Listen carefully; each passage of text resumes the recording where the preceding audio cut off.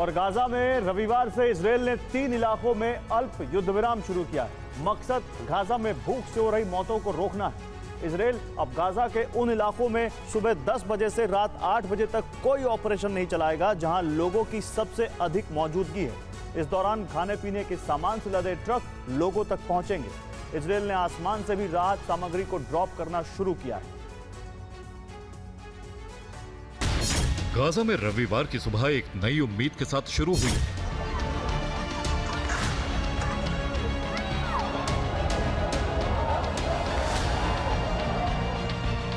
भूख से तड़प रहे लोगों में भरपेट खाना मिलने की आस है, क्योंकि गाजा में अब इजराइल ने एक नई छूट का ऐलान किया है ताकि भूखे लोगों तक राहत सामग्री पहुंच सके। रविवार सुबह से गाजा के कुछ इलाकों में अब धमाके थम गए हैं।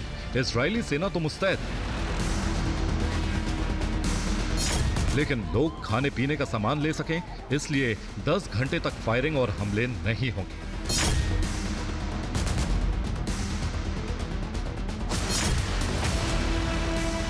लेकिन यह छूट पूरे गाजा के लिए नहीं है। सिर्फ 3 ऐसी जगह हैं जहां गाजा के आम लोगों की भारी भीड़ है, वहां 10 घंटे तक किसी तरह के हमले नहीं होंगे। रिपोर्ट के मुताबिक अल मवासी, गाजा सिटी, देर अल बल्लाह में हर सुबह 10 बजे से रात 8 बजे तक हमलों पर विराम रहेगा। गाजा में लोगों की भूख से हो रही मौत और दुनिया भर से इजराइल पर बन रहे दबाव के बाद आईडीएफ ने 10 घंटे के सीज फायर का ऐलान किया है।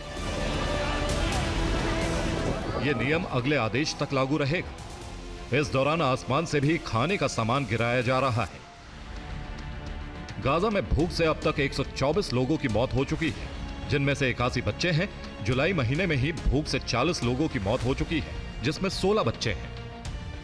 अमेरिका में इजराइल के राजदूत येची लेटर के मुताबिक इजरायली सेना रविवार से गाजा के लिए ह्यूमैनिटेरियन कॉरिडोर खोलेगी। इनका मकसद गाजा की आबादी के लिए मानवीय सहायता बढ़ाना है।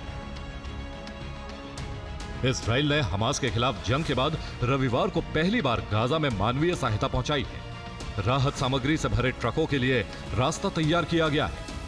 खास रास्ते से यूएन और दूसरी एजेंसियों को गाजा में खाद्य सामग्री और दवाएं ले जाने की अनुमति दी जाएगी।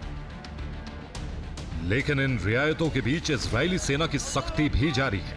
इजरायली नेवी ने गाजा की तरफ जा रहे एक जहाज को कब्जे में ले लिया है। जहाज सामाजिक संगठन फ्रीडम फ्लोटिला का है। इजराइल ने दावा किया है कि संगठन ने सेना से इजाजत नहीं ली थी। आईडीएफ ने दावा किया है कि हमास के खिलाफ अभियान जारी रहेगा। जरूरत पड़ने पर इस मानवीय मदद के दायरे को और बढ़ाया जाएगा। Bureau report, TV9 भारतवंश।